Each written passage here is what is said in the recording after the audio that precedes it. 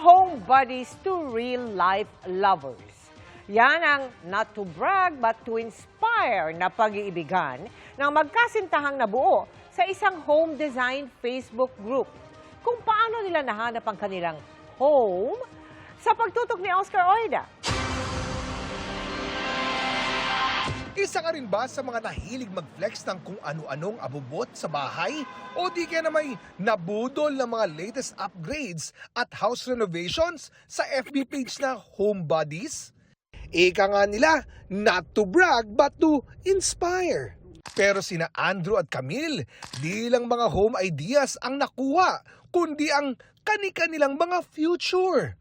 May 2022, nag-post si Andrew tungkol sa pinaghirapang bagong dream house para sa nooy girlfriend niya.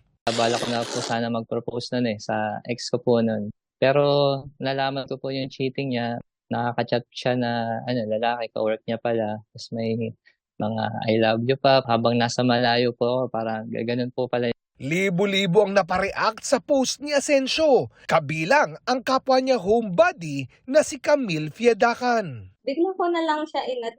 I don't know bakit ko siya inad ng gano'n. Siguro medyo may pagka-broken hearted din ako. Napansin ni Andrew si Camille nang mag-post ito ng isang tourist spot sa Lipa. Parang wow, ang ganda nung story nito . So ako na po yung nag-first move na tanungin kung saan po yun.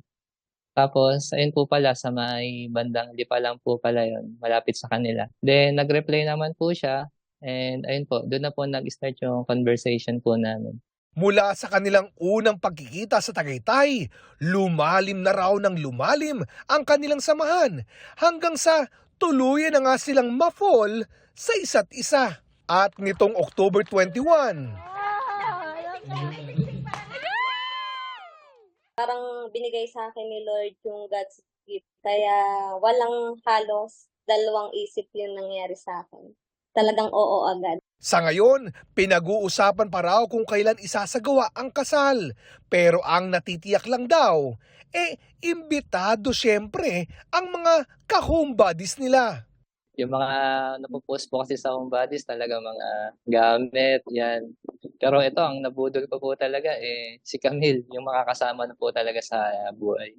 So siya na po talaga yung best budol ko po sa home buddies. Best wishes Andrew and Camille, at sana all na lang sa mga di pa nakakahanap ng kani-kanilang budol.